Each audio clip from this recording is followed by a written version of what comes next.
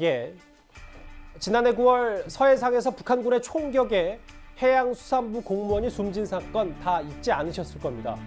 공개되지 않은 정보를 유족에게 알리라는 법원의 판결이 나왔는데 청와대가 이를 받아들이지 않았습니다. 2주기 때는 동생의 이제 공식적인 사망이 법적으로 이제 판명이 나고요. 최소한 영정이나 지방이라도 써서 정성을 들여가지고 제사상을 차릴 수 있도록. 육군사관학교 가는 게 꿈이었어요. 근데 군인은 그 월북자 가족 그런 게 있으면 안 된다고 하더라고요. 월북자라는 그런 오명에서 끝난 게 아니라 내 아들의 미래를 일단 꺾어버렸고요.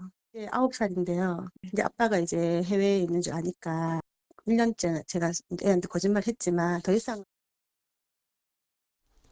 다시 한번 얘기하면 정부는 피살 공무원 유족들에게 군사 기밀을 제외한 일부 정보를 공개하라고 했는데 청와대가 항소장을 제출했다. 이게 유족을 통해서 알려졌거든요. 예. 네.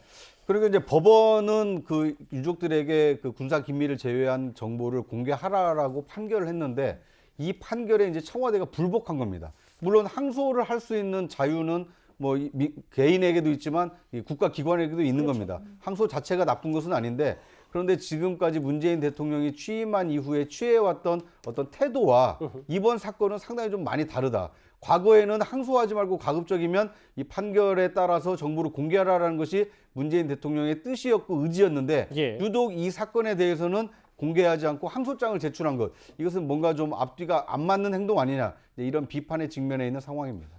그러니까 법원에서도 군사 기밀 제외하고는 유족에게 알려라라고 했는데 뭐 북한군 대화와 감청 녹음 파일, 시신 훼손 장면 녹화 파일 이거는 뭐 국방부도 없고 실제로 국가기밀 이유로 비공개 판결이 나왔으니까 이 부분은 그렇다 치더라도 무궁화 10호 직원 9명의 진술 조서와 초동 수사 자료 이거는 법원이 하라고 했는데 청와대가 항소했다. 뭐 이 얘기인 것 같습니다. 예, 그러니까 사실 지난해에 벌써 법원에서 이런 공개하라고 판결이 내려진 건데요.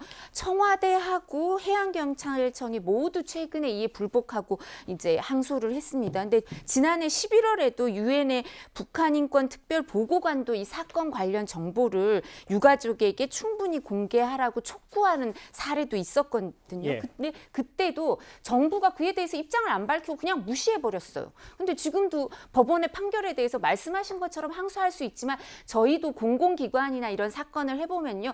문재인 대통령의 지시사항도 있지만 국민의 세금으로 저 비용을 들인 거 아니에요. 재판 비용을. 그래서 되도록이면 이게 이길 것 같지 않은 사안은 항소를 하지 말라. 이렇게 지시가 내려와 있는 게 있거든요. 그래서 법무부에 그렇게 사건 지휘를 네. 하는데 이 사건만 왜 이렇게 불복하는지 빨리 국민들에게 알려주는 게 국가의 의무 아닐까 싶은데요. 이해가 안 되는 사건입니다. 뭐 그래서 계속 야당에서 제기하는 게 또 북한의 저자세 아니냐 뭐 이 얘기인 것 같은데요. 이승훈 변호사님.